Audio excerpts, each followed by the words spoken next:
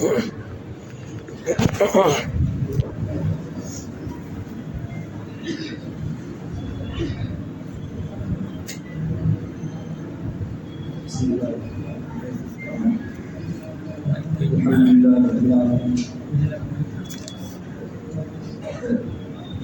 والسلام على سيد الأنبياء والمرسلين محمد وعلى آله وصحبه أجمعين ومن تبعهم بإحسان إلى يوم الدين. أما بعد فأعوذ بالله من الشيطان الرجيم. بسم الله الرحمن الرحيم. والذين يكنزون الذهب والفضة ولا ينفقونها في سبيل الله فبشرهم بعذاب أليم يوم يحمى عليها في نار جهنم فتكوى بها جباههم وجنوبهم وظهورهم هذا ما كنزتم لأنفسكم فذوقوا ما كنتم تكنزون. صدق اللہ العظیم. دوستوں بزرگوں اور عزیز ساتھیوں، اللہ تعالیٰ شان کا اتنا بزرگ اس کا احسان ہے، اس نے ہم تمام کو اس دین کی بات کہنے اور سننے کے لیے قبول فرمایا ہے. دوستوں بزرگوں، قرآن کریم کی جو آیت کریمہ تلاوت کی گئی ہے، اللہ تعالیٰ نے اسلام کے 5 اہم ارکان میں سے ایک رکن کو بیان فرمایا ہے جو اہم ترین رکن ہے. دوسروں عبادتیں بے شمار ہیں اور اللہ رب العزت والجلال کا حکم ہم ایمان والوں کو بجا لانا اور ہم ایمان والوں کو اس پر عمل کرنا کتنا زیادہ اہم اور ضروری ہے. دوسروں ہمارے لیے بھی ضروری ہے کہ ہم اپنی بقا چاہتے ہیں اور چین و سکون چاہتے ہیں اور آخرت کی لامحدود زندگی میں دوستوں ہمیں جو ہے اپنی مرضی کے مطابق زندگی کو گزارنا وہ چاہتے ہیں، وہاں کا چین و سکون چاہتے ہیں جو ہمیشہ ہمیشہ چین و سکون ہے، ہمیشہ ہمیشہ کامیابی ہے، وہ ہم چاہتے ہیں. تو ہمارے لیے دوستوں کو ضروری ہے کہ اللہ رب العزت والجلال نے جس کو جس حال کے اندر رکھا ہے اس حال کے اندر اس حکم کو بجا لائے. اگر اس کے لیے دوستوں کو جو چیزیں فرض ہے اور جو چیزیں فرض نہیں ہے، تو اگر اس کے لیے چیزیں فرض نہیں ہے اس کو کرنا ضروری نہیں ہے، لیکن اگر اس کے پاس اتنا مال ہے، اس لائن میں وہ آتا ہے، اس پوزیشن کے اندر اللہ تعالیٰ نے اسے پہنچایا ہے، تو دوسروں کی ضروری ہے اس مال کے اوپر قدردانی کرے، اپنے آپ کے اوپر وہ رحم کرے کہ جو مال ہمارے تعالیٰ سے اس کو دینا جانتا ہے وہی پھر تمہارا لینا بھی جانتا ہے. انسان کی اپنی محنت سے کچھ نہیں ہوتا ہے. بے شمار لوگ محنت کرنے والے لوگ ہیں، رات میں ایک کر رہے ہیں، خوب پسینہ ایک کر رہے ہیں، اتنے سارے جتن کر رہے ہیں، لیکن نہیں ہو پا رہا ہے کچھ بھی، بجائے فائدے میں نقصان ہو رہا ہے. تو ایسی صورت میں دوستوں سے جو ہے اپنے آپ کے اوپر رحم کرنا یہ ہے کہ یہ ساری چیزیں ہمارے تعالیٰ سے کے حکم سے ہوتی ہیں. ہم چاہتے ہیں ہمارے پسینے سے خون پسینے کا کمایا وہ مال ہے، ہم نے ہماری محنتیں لگائی ہوئی ہیں، ہمارے جو عمل دماغ سے کمایا وہ مال ہے، حالانکہ دوستوں کو ایسا نہیں ہے. اگر آپ کے مقدر میں ایمان نہیں ہوتا تو خدا کی قسم آپ سارے جتن کر لیتے، سارا خون پسینہ بہا لیتے، لیکن کچھ نہیں ہو پاتا، زیرو کا سناٹا ہو. لیکن دوستوں اللہ رب العزت والجلال نے آپ کے لیے مقدر کے اندر مال رکھا تھا. تھوڑی کسی محنت کے بعد مل گیا، کسی کو بہت زیادہ محنت کے بعد ملا، لیکن محنت کرنے والے بے شمار لوگ ہیں، لیکن کیا سب کو مال مل گیا؟ ایسا نہیں، ہر کسی کو مال نہیں ملتا ہے. اللہ رب العزت والجلال نے ہمارے شریعت مطہرہ کی نظر میں جنت مانگا ہے. یہ کچھ چیزیں ہیں کہ اتنا مال ہوگا، آپ شریعت کی نظر میں مالدار ہیں، آپ کو اس کی قدردانی کرنی چاہیے. نہیں، ہمارے سماج میں جو دوسروں ہر طرح کے لوگ رہتے ہیں، غربت کی لکیر کے نیچے بھی لوگ زندگیاں گزار رہے ہیں، ان کی بھی زندگی گزر رہی ہے. ایسا نہیں ہے کہ اگر غربت کی لکیر کے نیچے وہ لوگ زندگی گزار رہے ہیں، روزانہ کا کمانا، روزانہ کا کھانا اور نیچے بہت زیادہ لوگ کیا لوگ آپ کو بھوکے سو رہے، ایسا نہیں ہے. ہمارے احسان سے کیا ہوگا؟ لیکن دوستوں اپنے رزق کے پہنچانے کا ذمہ باری تعالیٰ سے اس بنے لے رکھا ہے. اگر اللہ رب العزت والجلال کے ہاتھ میں رزق کا پہنچانا نہیں ہوتا تو دوستوں آپ اس بات کو ذرا تصور کریں کیا معاملہ ہوگا. کسی کے دینے سے کسی کا چل رہا ہے، کسی کے ذریعے سے کسی کا چل رہا ہے، یہ لوگ کیا کرتے ہیں. لیکن جو دوستوں بے شمار اللہ رب العزت والجلال کا احسان ہے کہ اس نے روزی کے پہنچانے کا ذمہ اپنے ذمہ لے رکھا ہے.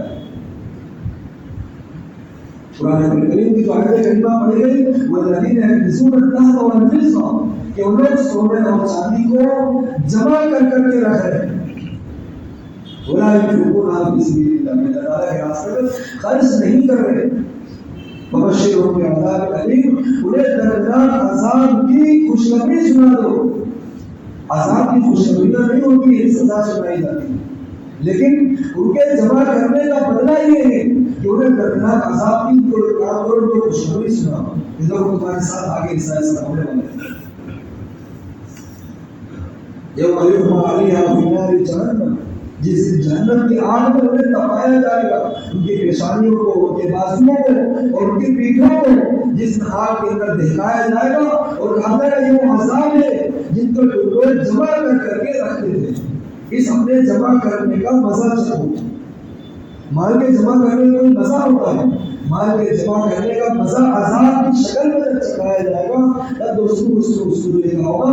اپنے آپ کے اوپر جو ہے افسوس ہوگا کہ مال میرے ہاتھ میں لگا گئی، میں اپنی محنت سے کمایا تھا، لیکن دوستوں کو کیا ہوا، آخر میں اس مال کو بغیر زکات نکالے ہوئے اپنا مال سمجھا تھا اور وہی سارا مال چھوڑ کر کے دنیا سے چلا گیا. اب اس کا عذاب بھگتنا پڑتا ہے. اپنے جمع کرنے کا مزہ چاہو، مال کس کا ہو، وہ اس کے ہاتھ میں تو آیا نہیں، اپنے وہ اس مال کو استعمال نہیں کر سکا، اس مال کو کھا نہیں سکا، اس مال کو پہن نہیں سکا، اس مال کا استعمال نہیں کر سکا. آخر میں وراثتوں کے ہاتھ میں، وارثوں کے ہاتھ میں جھگڑے کا سبب بنا ہے. اور کیا ہوا کرتے ہیں، دنیا سے سارا مال چھوڑ کر کے گیا اور خالی ہاتھ گیا ہے اور اس مال کا گمان اپنے ساتھ لے کر گیا. ایک حدیث پاک میں تو یہ ہوتا ہے اس مال کو جو انسان کی شکل میں کل قیامت کے دن اس کے گلے میں ڈال دیا جائے اور وہ صاحب یہ کہے گا میں تیرا مال ہوں، آج اس پر مسلط کیا گیا، وہ تیرا جو ہے مال ہے اور اسے سانپ کی شکل میں جب جو دوسروں گنگل میں ڈالا جائے گا اور وہ سانپ اس سے کہے گا میں تیرا مال ہوں اور آج مجھے اس پر مسلط کیا گیا ہے. دوسروں چیزیں ہیں انہیں سمجھنے کی ضرورت ہے کہ باری تعالیٰ سے اس ملک جو احکام ہمارے لیے ضروری فرمائے، جو احکام متعین فرمائے، اسے دوسروں اپنے نفس کے لیے، اپنے آپ کے لیے، اپنے نجات کے دوسروں کو دیں کہ ہمارے نجات اس بات کے اندر ہے کہ اللہ تعالیٰ کا جو حکم ہے ہم اسے پورا کریں. ایسا نہیں ہے کہ اللہ تعالیٰ جو مال دیا اس کا کوئی حساب و کتاب نہیں ہے، ایسا نہیں. مال حلال طریقے سے کمانا اور حلال جگہ پر خرچ کرنا، حلال طریقے سے کمانا اور حلال جگہ پر خرچ کرنا، اور اس کے ساتھ ساتھ اگر آپ جو ہے شریعت مطہرہ کی نظر میں مالدار ہو گئے، شریعت کی نظر میں مالدار ہو گئے، اس مال کو پھر کیا ہے اس کا 40واں حصہ زکات کی صورت میں نکالنا. 40واں حصہ کہا گیا ہے، کوئی بہت بڑی رقم نہیں بتایا گئی ہے کہ 100 روپے 50 روپے نکالنا، چلو آدھا نکالیں، ایسا نہیں ہے. بلکہ 100 روپے میں 2.5 روپے آتے ہیں. کیا مشکل ہے؟ اگر آپ حساب کریں گے انسان اتنا پان کھا کر کے اتنا خرچ کرتا ہے کہاں کہاں پر خرچ کرتا ہے. معاملہ یہ ہے جب انسان اللہ تعالیٰ کے حکموں کو پورا نہیں کرتا ہے تو اسے ایسی جگہوں پر خرچ کرنا ہوتا ہے جہاں باری تعالیٰ سے اس کا حکم نہیں ہوتا ہے، اور ایسی جگہوں پر اس کا مال سب ہوتا ہے اور اس کے بعد اس کا وبال اس کے سر کے اوپر جو الگ سے کہ ناجائز جگہوں پر اس نے مال کو خرچ کیا، یہ بھی وبال ہے، اور مال کی زکات کو نہیں نکالا، یہ بھی الگ وبال ہے. 5 اہم ترین رکن ہیں اس میں نماز تو ہر کسی کے لیے، ہر عامل بالغ فرد ہے، غریب ہے، مالدار ہے اور کسی کیٹیگری کا ہے، جس لائن کا بھی ہو. عامل بالغ شخص ہے وہ شخص جو ہے اس کے اوپر نماز جو ہے فرض ہے. روزوں کے معاملے میں عامل بالغ شخص ہے، اس نے رمضان کا مہینہ پایا ہے، اس کے لیے رمضان کا روزہ فرض ہو چکے ہیں. ہم سب لوگوں کے لیے ضروری ہے کہ جن لوگوں نے آج روزہ رکھا ہے اور جن لوگوں نے نہیں رکھا ہے وہ سب کے سب نیت کریں انشاءاللہ پورا رمضان مبارک روزے کے ساتھ گزرے گا. اس لیے کہ رمضان کبھی بھی بغیر روزے کے نہیں آ سکتا. یہ رمضان آیا ہے روزوں کے ساتھ اور یہ ہمیں کچھ دینے کے لیے آیا ہے. سارا مہینہ جس طریقے سے گزرتا ہے اسی طریقے سے اگر یہ مہینہ گزر گیا، یاد رکھیں بار نبی کریم صلی اللہ علیہ وسلم نے ایسے شخص کے اوپر لعنت فرمائی ہے کہ سارا رمضان گزر گیا اور اپنی مغفرت نہیں کرا پایا، ایسے شخص کے اوپر لعنت ہے۔ آپ صلی اللہ علیہ وسلم ہم ایمان والوں کے اوپر لعنت کریں، ایسا ایمان والے سے امید نہیں۔ ہم سب لوگوں کی دوستی کی ضروری ہے، اپنے کام کاج کو، اپنے ساری چیزوں کو ہم خود سمجھیں کہ ایک سارے کام کاج سے کل قیامت کے دن باری تعالیٰ سے کے سامنے حساب دینا ہوگا کہ بتاؤ روزہ کیوں نہیں رکھا ہے، جو حالانکہ روزہ فرض ہے، جس طریقے سے نمازیں فرض ہے اس کی معافی نہیں ہے، اسی طریقے سے روزے فرض ہے اس کی معافی نہیں۔ آپ سفر میں یا بیمار نہیں رکھ سکتے، آپ اس کی قضا بعد میں کریں لیکن معاف نہیں۔ اسی طریقے سے باری تعالیٰ سے جو پیسے دیے ہیں آپ کو، کچھ مال دیا ہے، اب جو کیا ہوگا اس مال کا حساب آپ کے لیے ضروری ہے۔ ہم اس مال کا حساب کریں کہ مال میرے پاس ہے کیا وہ اتنا ہو جاتا ہے کہ جتنا شریعت مطہرہ نے جس معیار کے اوپر زکوٰۃ کو فرض قرار دیا ہے، اور اگر ایسا ہے کہ جس کے اوپر زکوٰۃ فرض ہو جائے گی وہ اپنے آپ کو خوش نصیب سمجھے۔ ایسا نہیں ہے کہ سال کے آخر میں سال کے مکمل ہونے کے بعد جو ہے زکوٰۃ فرض ہوتی اس سے پہلے سارے پیسے کو ضرورت ہے، ایسا نہ کریں، بلکہ اس مال کو کا جو ہے زکوٰۃ ادا کرنے کے لیے اپنے آپ کو خوش نصیب سمجھے۔ یہ فرضیت کس کی طرف سے؟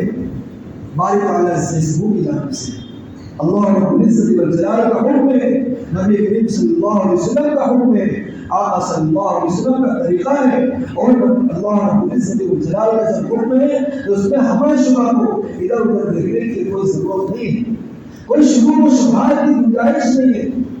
اپنے آپ کو خوش نصیب ہو سکے، اللہ تعالیٰ نے اس لائق بنایا ہے کہ ہم دینے والے بنے، کسی سے دو پیسے مانگنے والے نہ رہیں۔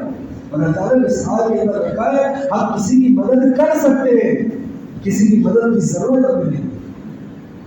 اس حال کے اندر دوسری پہنچانے والا کون؟ اللہ رب العزت والجلال کی ذات ہے کہ جس نے ہمیں اس لائق بنایا ہے، اس پوزیشن میں بنایا ہے کہ جو ہم جو ہے ہمارے اوپر زکوٰۃ فرض ہے، ہم کسی کو دو پیسے دینے والے لوگوں میں سے ہیں۔ اس لیے دوسروں اپنے آپ کو خوش نصیب سمجھے، اللہ نے اس لائق بنانے لایا ہے۔ 40واں حصہ ہے کن کن مالوں کے اوپر زکوٰۃ فرض ہے؟ سونا ہے، چاندی ہے، اور اسی طرح سے مال تجارت ہے،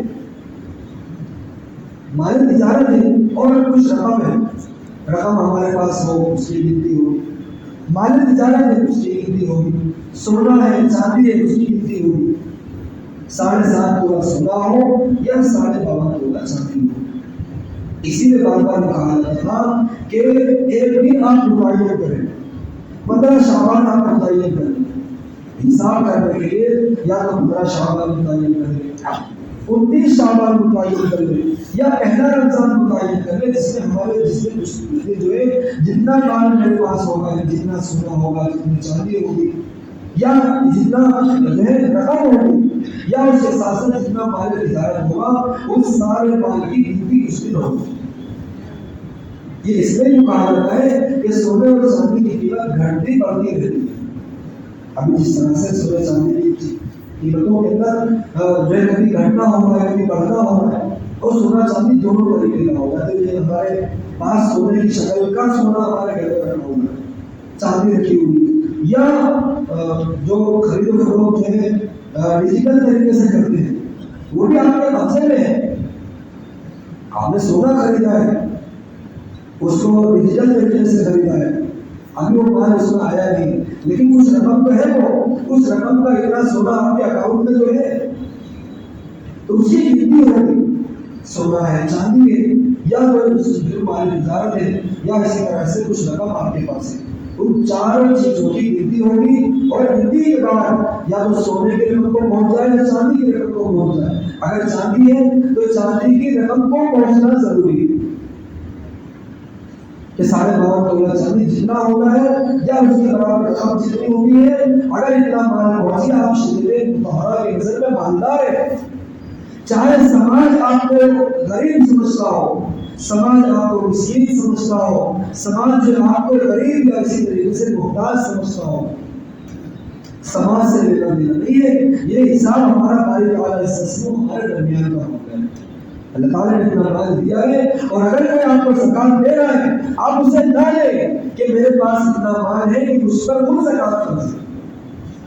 سماج مجھے جو غریب سمجھ رہا ہے، لیکن میں زکات کے لینے والوں میں سے نہیں ہوں، بلکہ اس پر تو اتنا مال ہے کہ مجھ کے میرے اوپر سے زکات کر سکے۔ اس لیے دوستوں، جو سماج کا اعتبار نہیں ہے کہ سماج ہمیں غریب سمجھ رہا ہے، سماج ہمیں مسکین سمجھ رہا ہے۔ سماج کی نظر میں جیسا بھی ہو، اس نے اپنے جس طرح کی بھی شکل بنائی ہو۔ آپ نے دیکھا ہوگا آج کل ایسا معاملہ ہے، جتنا ہی مال ہے وہ اتنا ہی زیادہ لوگوں کے سامنے ہو رہا ہے۔ اس رونے کے ذریعے سے زکات کے ادا کرنے سے وہ بچ نہیں سکتا ہے۔ اپنے اس روتے ہوئے چہرے سے وہ یہ نہ سمجھے کہ میرے اوپر زکات جو معاف ہو، اس لیے کہ سماج نہیں سمجھ رہا ہے اسے، بلکہ دوستوں، اگر اس کے پاس اتنا مال ہے، اپنے مال کا حساب کر کے، اور اگر کوئی صحیح طور پر حساب ہوگا تو پھر کام ہو سکتا ہے ایسا کہ مانگنے والا ایک فقیر ہے جو مانگنے سے اپنا کام چلاتا ہے، لیکن وہ اس کا کام ہے تو ہو سکتا ہے اس کے اوپر بھی زکات کر سکے۔ دیکھا ہوگا بے شمار لوگ مانگنے والے، لیکن ان کے اوپر اتنا مال ان کے پاس جمع ہو گیا ہے کہ جس کی وجہ سے شریعت کی نظر میں وہ لوگ مانگتا ہے۔ شریعت مطہرہ کی نظر میں اتنا مال ان کے پاس جمع ہے کہ جس کے اوپر زکات فرض ہو جاتی ہے۔ تو سونا اور چاندی اگر دونوں ہے تو اعتبار چاندی کا ہوگا کہ 52.5 تولہ چاندی یا اس کی رقم جتنی جمع ہو جاتی ہے اس کے برابر آپ کے پاس مال ہو، یا مال تجارت ہو، یا سونا ہو، چاندی ہو، تو چاندی کی 52.5 تولہ چاندی جتنے کی ہوتی ہے اتنی مالیت آپ کی پہنچ گئی، آپ شریعت مطہرہ کی نظر میں مالدار ہو گئے اور آپ کے اوپر زکات فرض ہو گئی۔ اور اگر آپ کو چاندی کا حساب نہیں کرنا ہے تو آپ کے پاس چاندی ہونا بھی نہیں چاہیے۔ چاندی آپ کے پاس نہیں ہے تو آپ مال تجارت کو مل لو، اور آپ کے پاس جو رقم پڑی ہوئی ہے اس رقم کو مل لو، اور اس کے ساتھ ساتھ جو سونا ہے اس سونے کو مل لو۔ 52.5 تولہ سونا، 7.5 تولہ سونا جتنا ہوتا ہے اتنی برابر رقم آپ کے پاس ہو جائے، آپ کے پاس اپنے آپ کو سماج کے غربا کے اندر آپ شمار نہ کریں، بلکہ اللہ تعالیٰ کا شکر ادا کریں کہ باری تعالیٰ اس پوزیشن کے طرف پہنچا ہے کہ ہم پر جو زکات فرض ہے، اب اس کا نکالنا ضروری ہے۔ اس لیے کوئی ایک دن متعین کر کے آپ جو اپنے سارے مال کا حساب کر لیں کہ میرے اوپر اتنا مال، اتنے مال جو ہے زکات کے طور پر فرض ہو چکی ہے، اسے دے نکالیے۔ آپ پورے مہینے میں کبھی بھی نکال سکتے، پہلے دن، دوسرے دن، تیسرے دن، یا جس طریقے سے جو ہے زکات کے وصول کرنے والے مدارس سے آتے ہیں۔ آپ اپنے رشتہ داروں کے اندر دیکھیں کہ ہمارے رشتہ داروں کے اندر غریب، فقراء، مساکین کتنے زیادہ ہیں، ڈھونڈ کر کے کہ ان کے اوپر جو ہے زکات ان کے لیے جو غریب ہیں وہ لوگ، ہم چاہتے ہیں ان کی مدد کریں، زکات کے ذریعے سے آپ ان کی مدد کر سکتے ہیں۔ دوستوں، یہ مال کا حق ہے ہمارے اوپر، اس مال کے حق کو ادا کرنا ہم تمام لوگوں کے لیے ضروری ہے۔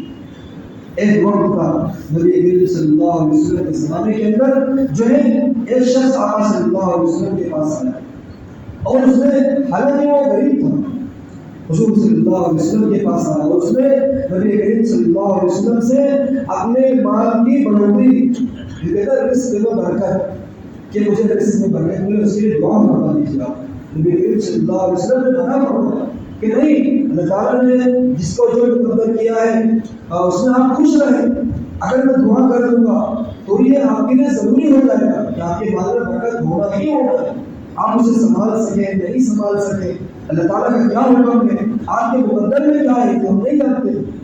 دوسرے کو اس شخص نے پھر سے دیا کہ میرے لیے آپ مال میں برکت کی دعا کریں۔ آپ دوسری مرتبہ رسول اللہ صلی اللہ علیہ وسلم نے بات کی، پھر تیسری مرتبہ اس شخص نے نبی کریم صلی اللہ علیہ وسلم سے مال میں برکت کرنے کی دعا کی تلقین کی۔ تیسری مرتبہ نبی کریم صلی اللہ علیہ وسلم نے دعا فرمائی، اور کیا ہوا، اس کا نتیجہ یہ ہوا اس شخص کے پاس کچھ بکریاں تھیں، ثعلبہ ابن ابی حاتم اس کا نام ہے، ایک ہے حاتم ابن ابی بلتع، وہ دوسرے ایک ہے ثعلبہ ابن ابی حاتم، جن کا ذکر جو ہے 10ویں پارے کے اندر، ماتا اس شخص نے نبی کریم صلی اللہ علیہ وسلم سے برکت کی دعا کروائی.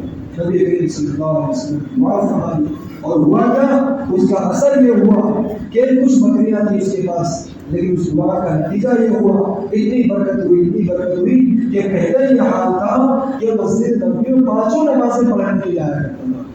جمعہ بھی مسجد نبوی میں ہو گئی، 5 نمازیں مسجد نبوی، ساری عبادتیں اپنے اپنے وقت پر اچھی طریقے سے ہوئی. پھر اس کے بعد یہ ہوا کہ مال میں اس کا اضافہ ہوا جس کی وجہ سے مدینہ منورہ میں رہنا اس کا مشکل ہو گیا، تو کچھ دور چلا گیا، مدینہ منورہ سے کچھ دور چلا گیا، جس کی وجہ سے کچھ نمازیں پڑھنے کے لیے آیا کرتا تھا. 1-2 نمازیں پڑھنے کے لیے آیا، اپنے بکریوں میں اپنے تجارتوں کے اندر مست رہتا تھا. پھر بعد میں ایسا ہوا اور زیادہ اضافہ ہوا کہ جس کی وجہ سے یہ 5 نمازیں مسجد نبوی میں اس کا آنا مشکل ہو گیا. اب 5 نمازوں میں نہیں آتا ہے، اب صرف جمعہ میں آتا ہے، اس لیے کہ اپنے سارے ریوڑوں کو لے کر کے اتنا دور چلا گیا تھا کہ جس کی وجہ سے اب صرف جمعہ میں آتا ہے. اور زیادہ اس کے مال میں بڑھوتری ہوئی کہ جس کی وجہ سے اسے جنگلوں میں جانا پڑا، دور صحرا کے اندر جانا پڑا، اور اب جمعہ بھی مشکل ہو گئی. اور دوسری بات کیا ہوا؟ زکوٰۃ کے فرض کا حکم نازل ہو گیا. زکوٰۃ کے فرض کا حکم جو نازل ہو گیا. نبی کریم صلی اللہ علیہ وسلم نے زکوٰۃ کو وصول کرنے کے لیے 2 صحابی متعین فرمایا. ایک انصاری صحابی تھے، دوسرے صحابی تھے.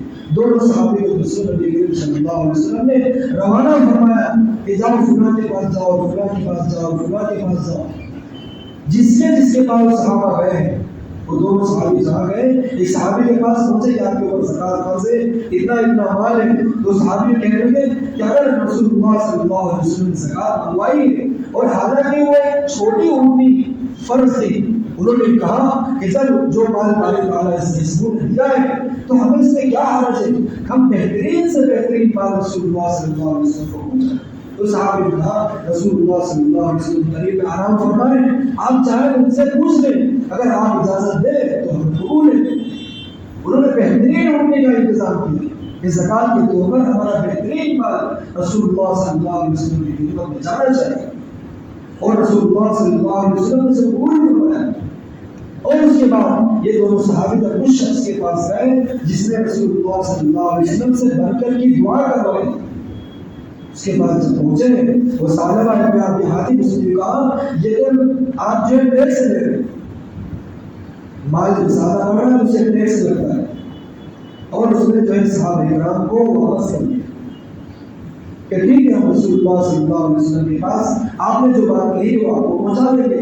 یہ دونوں صحابی ابھی رسول اللہ صلی اللہ علیہ وسلم کی خدمت میں نہیں پہنچے تھے، اس سے پہلے قرآن کریم میں آیت نازل ہو گئی وَمِنْهُمْ مَنْ عَاهَدَ اللَّهُ عَلَيْهِ وَآتَاهُ مِنْ فَضْلِهِ لَتَصَدَّقَنَّ وَلَتَكُونَنَّ مِنَ الصَّالِحِينَ فَلَمَّا آتَاهُم مِنْ فَضْلِهِ بَخِلُوا بِهِ وَتَوَلَّوْا عَنْهُ وَهُمْ مُعْرِضُونَ فَأَعْقَبَهُمْ نِفَاقًا فِي قُلُوبِهِمْ إِلَىٰ يَوْمِ يَلْقَوْنَهُ مَا أَخْلَفُوا اللَّهَ مَا وَعَدُوهُ وَمَا كَانُوا يَكْذِبُونَ. یہ سورہ آیت ہے جس میں اس شخص کے نفاق کا حکم نازل ہو گیا. فَأَعْقَبَهُمْ نِفَاقًا فِي قُلُوبِهِمْ، اللہ تعالیٰ اس کے دل میں نفاق جو ہے مسلم اتار دیا. اب کیا ہوا؟ مجھے رسول اللہ اس کے جو رشتہ دار لوگ تھے مدینہ منورہ میں، وہ گئے اس کے پاس ایسے سایہ نازل ہو گئی، تیرے بارے میں مسئلہ ہو گیا. وہ ڈھونڈتا ہوا ہے آقا صلی اللہ علیہ وسلم اس کے مال کو لینے سے منع فرما دیا. پھر حضرت ابوبکر صدیق رضی اللہ عنہ کے زمانے کے اندر وہ اپنا مال کی زکوٰۃ لے کر کے آیا. حضرت ابوبکر صدیق رضی اللہ عنہ نے منع فرمایا. حضرت عمر رضی اللہ عنہ کے زمانے میں پھر وہ آیا کہ میرے مال کی زکوٰۃ لے لی جائے، لیکن جب رسول اللہ صلی اللہ علیہ وسلم نے نہیں لیا تو دوسروں آپ کے دونوں خلیفہ کیوں لے سکتے ہیں؟ حضرت عثمان رضی اللہ عنہ کے زمانے کے اندر تڑپ کر کے مر گئے. اگر اللہ رب العزت والجلال نے مال ہمیں دیا ہے اور اس پوزیشن کے اندر ہمیں بتایا ہے کہ اللہ تعالیٰ نے جو ہے شریعت کی نظر میں ہمیں مالدار بنایا ہے، تو اپنے آپ کا شکرانہ ادا کرنا چاہیے، وہ شکر ادا کرنا چاہیے. باری تعالیٰ سے اس ہوگا کہ اس نے اس لائن میں رکھا ہے، اس پوزیشن کے اندر رکھا ہے کہ ہم لوگوں سے دینے والے لوگوں میں سے ہمیں بنایا ہے، لوگوں کے سامنے ہاتھ ہلانے والے لوگوں میں سے نہیں بنا ہے. آدمی بے شمار لوگ ہیں جو غربت کی لکیر کے نیچے سے زندگی گزار رہے ہیں. اگر ہم بھی اس میں سے ہوتے تو اس کو کیا ہو. تو اللہ تعالیٰ کا شکر ہے کہ اس نے اس پوزیشن میں کر بنایا ہے. ہم سماج کی نظر میں بھی مالدار ہیں اور شریعت مطہرہ کی نظر میں بھی مالدار ہیں. اور اس مالداری کے لیے دوسری ضروری ہے کہ سال میں ایک مرتبہ اپنے سارے مال کا حساب کر کے اس کا 40واں حصہ ضرور نکالیں. امت اگر دوسروں اجتماعی طور پر اپنے مال کا حساب کر کے 40واں حصہ اگر ایمانداری کے ساتھ اللہ تعالیٰ کا حکم سمجھتے ہوئے نکالنا شروع کر دے تو کیا ہوگا؟ سماج میں غربت نہیں رہیں گے. ایک وقت تھا حضرت عمر بن عبدالعزیز رحمۃ اللہ علیہ کے زمانے کے اندر ایران سے جو ہے وہ زکوٰۃ کا مال چلا ہے، ایران سے زکوٰۃ کا مال چلا ہے اور مدینہ منورہ تک پہنچ گئے، لیکن زکوٰۃ کا لینے والا کوئی نہیں تھا. یہ کیا ہوا؟ ایسا نہیں ہے کہ ان کے پاس جو ہے اتنا زیادہ مال ہو گیا وہ نہیں لے سکتے، بلکہ ایسا تھا کہ اتنی مالیت ان کے پاس ہے وہ زکوٰۃ نہیں لے سکتے. انہیں ہمارے جیسا نہیں تھا کہ چاہے جو مال ہو جس طرح سے ہو جہاں سے کمایا جائے جہاں سے لیا جائے. بہت سارے لوگ کہتے ہیں ادھار کا مال کسی کو دیا ہوا ہے، کسی سے ہم سے ادھار لیا ہے، کیا اس مال کو بھی ہم شمار کریں یا نہ کریں؟ مال کو حقیقت میں آپ کا ہی تھا، لیکن آپ سے کسی ضرورت کو ملے ادھار کے طور پر قرض کے طور پر لیا ہے، اب اس کو حساب کریں یا نہ کریں. تو اس میں دو باتیں ہیں. ایک تو سماج میں کچھ اس طرح کے لوگ رہتے ہیں جو اپنے وعدے کے پکے ہیں. سماج میں اس طرح کے لوگ ہیں کہ اپنے وعدے کے پکے ہیں، 2 دن تو 2 دن، 1 مہینہ تو 1 مہینہ، 1 مہینے سے اوپر اب نہیں جائے گا. ایمان والا اپنے وعدے میں پکا ہوتا ہے، جو وعدہ کر لیا وعدہ خلاف نہیں کرتا ہے، جھوٹ نہیں بولتا ہے اور امانت میں خیانت نہیں کرتا ہے. تو اگر 1 مہینے کا بولا ہے تو 1 مہینے کے اندر وہ مال آ جائے گا. اسی طرح سے 6 مہینے کا بولا ہے تو 6 مہینے کے اندر وہ اپنا مال اسے لوٹا دے گا جس سے اس نے لیا ہے. کسی کو اس کے رہن کی سزا نہیں دینی چاہیے. تو اگر جتنے دن کا کہہ کر کے لیا گیا ہے وہ مال اسے دے دے گا، اور دینے والے نے جس نے قرض کے طور پر کسی کو دیا ہے اسے اس کے اوپر بھروسہ ہے کہ 6 مہینے کا بولا 6 مہینے میں دے دے، 1 مہینے کا بولا 1 مہینے میں دے دے. تو یہاں اس مال کو شمار کرنے تو زیادہ اچھا، کیونکہ وہ مال تو ہے وہ اسی کا ہے، شمار کرنے زیادہ بہتر رہے گا. اور اس طرح کے لوگ بھی رہتے ہیں سماج میں جو قرض کے طور پر لیا تو ہے لیکن 1 مہینے کا مطلب 1 سال، 1 مہینے کا مطلب 10 سال آپ مانتے تک جا نہیں بھول جاتے. تو آپ اس مال کی زکوٰۃ دوسرے کو نہیں ہے کیونکہ وہ مال آپ کے قبضے میں نہیں اور اس کا کوئی بھروسہ نہیں کب آئے گا کب نہیں آئے گا. زیادہ چانس اس بات میں کہ وہ مال آپ کے پاس نہیں آئے گا. آپ نے کسی پر رحم کیا ہے اس رحم کی سزا آپ کو بھگتنا ضروری ہے. اس طرح کے لوگ کہتے ہو تجربہ ہے، بہت سارے لوگوں کا تجربہ ہے، تو اس میں تجربے کی بنیاد پر ہے کہ اگر کسی نے کسی کے اوپر رحم کیا ہے اس رحم کی سزا اسے کیا ہوگا؟ اسے ہاتھ دھو کر کے دل چکانا پڑے گا، اس مال میں بھول کر کے چکانا پڑے گا. ایسا نہیں کرنا چاہیے لیکن ایسے لوگ ہیں. اللہ تعالیٰ ہر کسی کو جو ہے ہدایت عطا فرمائے، ہر کسی کو ہدایت دے کہ اپنے باتوں میں پکا رہے، اپنی امانت میں پکا رہے اور جو جھوٹ نہ بولے اور اپنی بات میں سچائی رکھے. وہ ہر کسی کے لیے دوستی ہے. اسی لیے رمضان مبارک آتا ہے. رمضان مبارک آئے اپنے نفس کے دوستوں کا محاسبہ کریں، اپنے آپ کا محاسبہ کریں اور سوچے سمجھے کہ میں جس طریقے سے میرا معاملہ معاشرے کے ساتھ ہے کل قیامت کے دن اگر یہی معاملہ بھائی تعالیٰ اس فیصلوں نے ہمارے ساتھ کر دیا تو ہمارا کیا ہوگا؟ ان نمازوں کا کیا ہوگا؟ ان روزوں کا کیا ہوگا؟ اور اس طریقے سے رسول اللہ صلی اللہ علیہ وسلم کے ساتھ ہمارا جو تعلق تھا اس تعلق کا کیا ہوگا؟ اس تعلق کو ہم نے خراب کیا ہے، اس تعلق کو مضبوط ہونا تھا بجائے مضبوطی کے کمزور کر دیا ہے. آج یہ کمزور تعلق رسول اللہ صلی اللہ علیہ وسلم کی شفاعت میں بھی نہیں آ رہا ہے.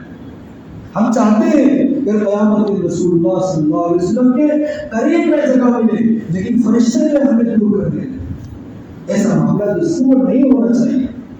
اس لیے قرآن کریم کے اندر احادیث مبارکہ کے اندر حدیث پاک میں جو جگہ یہاں پر اس طرح سے ہے کہ اگر یہ بے زبان جانور ہمارے ساتھ نہیں رہتے، زمین پر انسانوں کے ساتھ ساتھ بے شمار مخلوقات ہیں جو بے زبان نہیں بول سکتے، اگر وہ نہ ہوتے تو باری تعالیٰ سے اس کو بارش کا ایک قطرہ بھی زمین پر نہ اتارتا. ان بے زبان جانوروں کی وجہ سے اللہ رب العزت والجلال بارش کو اتارتے ہیں، ورنہ ہمارے زکات نہ دینے کی وجہ سے یہ اللہ تعالیٰ کا عذاب ہے کہ آسمانوں سے بارش نہ اترے۔ اللہ سے دعا ہے ہم سب کو بہتر سنت سلام علیکم